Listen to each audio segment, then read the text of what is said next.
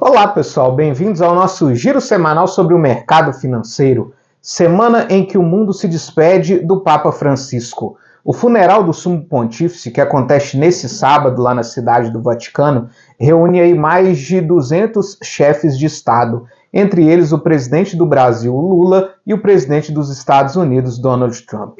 Nessa semana, Trump mais uma vez esteve no centro do mercado financeiro, causando turbulência nas suas falas, mas no final da semana acabou trazendo alívio, já que no Brasil o destaque vai para a operação da Polícia Federal que busca combater uma fraude bilionária no INSS. Começando falando aqui do Brasil, foi deflagrada essa semana uma operação da Polícia Federal que busca combater aí fraudes no INSS através de descontos não autorizados nas aposentadorias e pensões, vindos aí de entidades associativas. Estima-se que entre os anos de 2019 e 2024 foram descontados indevidamente cerca de 6,3 bilhões de reais. Como resultado dessa operação, o presidente do INSS, Alessandro Stefanuto, e mais outros 5 servidores foram afastados dos seus cargos. O presidente da CGU já deu declarações de que os valores que foram descontados indevidamente serão devolvidos aos aposentados e pensionistas, mas ainda não deu detalhes de como serão feitas essas devoluções. Além disso, nós tivemos a divulgação da prévia da nossa inflação oficial. O IPCA 15 registrou alta de 0,43%, mostrando aí desaceleração em relação ao índice do mês passado. Mas mesmo assim, o preço dos alimentos continua pressionando o nosso índice inflacionário.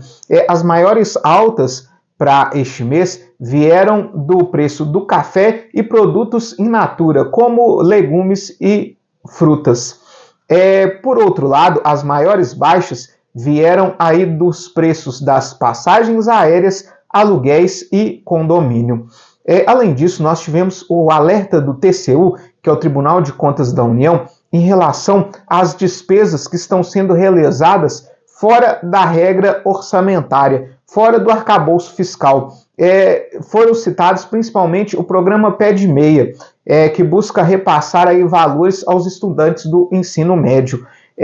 O TCU alertou que esses gastos extra-orçamentários tendem aí a tirar a credibilidade do Brasil e fazem com que a política monetária não tenha eficiência no controle da inflação. Já o ministro da Fazenda, Fernando Haddad, declarou que todos esses programas seguem a legislação vigente. Já nos Estados Unidos, depois que Trump causou um reboliço no mercado no início dessa semana, ameaçando demitir o presidente do Banco Central dos Estados Unidos, Jerome Powell, e assim interferindo na política monetária, o que acabou aí abalando bastante os mercados globais e principalmente enfraquecendo o dólar, ele acabou recuando, garantiu que Powell continua na presidência do Banco Central até o término de seu mandato. Além disso, a Casa Branca deu declarações que já está negociando com a China em relação às tarifas comerciais. Essa informação aí foi desmentida pelo governo chinês. Mas mesmo assim, isso acabou sendo repercutido de forma positiva no mercado, mostrando que o governo dos Estados Unidos está disposto a ceder e a negociar as tarifas com o governo chinês. As bolsas lá nos Estados Unidos subiram forte por causa disso. O S&P 500 encerra essa semana em alta de 5,59%. Já a Nasdaq, que é a bolsa da tecnologia, subiu 8,29%. Também ajudou aí no sentimento positivo da Nasdaq as declarações de Elon Musk, que agora vai se dedicar cada vez menos às suas funções dentro do governo federal e vai se dedicar mais às suas empresas, principalmente a Tesla, que teve uma desvalorização muito forte das ações no início desse ano. Isso acabou aí impulsionando as ações da Tesla. Já o Dow Jones encerra essa semana em alta de 3,10%. Essa turbulência em relação ao Banco Central dos Estados Unidos acabou fazendo que o dólar se desvalorizasse no mundo inteiro, inclusive aqui no Brasil, onde o dólar encerra com uma queda de 2,10%, cotado aos R$ 5,68. Já o nosso Ibovespa encerra em alta de 3,28% essa semana. Essa inconstância na condução da política tarifária dos Estados Unidos tem refletido bastante em alguns indicadores importantes norte-americanos. O sentimento do consumidor ele caiu bastante nos últimos meses. Além disso, as projeções das indústrias pioraram bastante, principalmente em relação às tarifas. Já o ouro, que é considerado aí um ativo seguro, renovou mais uma vez a sua máxima histórica, $3.500 a onça, mostrando aí que os investidores estão procurando um caminho mais seguro neste momento de incertezas. Outro assunto que tomou conta dos noticiários norte-americanos foi que o FBI, a Polícia Federal dos Estados Unidos, prendeu uma juíza essa semana que foi acusada de esconder um imigrante ilegal mexicano. Isso causou muito reboliço devido a um confronto entre o Poder Executivo e o Poder Judiciário lá dos Estados Unidos. Logo após a prisão, a juíza já foi liberada, mas mesmo assim isso serviu para acrescentar ainda mais incerteza sobre a condução da política administrativa nos Estados Unidos.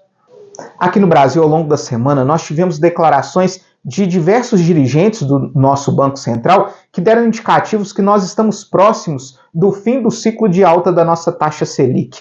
Isso acabou influenciando bastante a nossa renda fixa. O DI para janeiro de 2026 teve um recuo de 0,14 pontos percentuais, encerra cotado a 14,63%. Já na carteira geral de títulos públicos, medido pelo IMA Geral, acumula uma alta de 1,38% esse mês. Enquanto isso, os pré-fixados tiveram um desempenho bem melhor e acumulam alta de 2,61% esse mês. Já no mercado das commodities, nós não tivemos grandes variações ao longo dessa semana. O petróleo registrou uma alta de 0,92%, com o barril Brent, referência para a Petrobras, encerrando essa semana cotado aos $66,87. Já o minério de ferro fechou praticamente estável, com a tonelada cotada aos $99,92. Para a semana que vem, nós temos decisão de taxa de juros no Japão. Nos Estados Unidos, saem dados da inflação e também dados do emprego. Destaque para o payroll, que é o número de vagas criadas pelo setor urbano nos Estados Unidos. Aqui no Brasil também saem os dados do emprego, sai o IGPM, que é a inflação medida pela Fundação Getúlio Vargas, e também os dados da dívida pública e a relação dívida-PIB. Muito obrigado e até a próxima semana.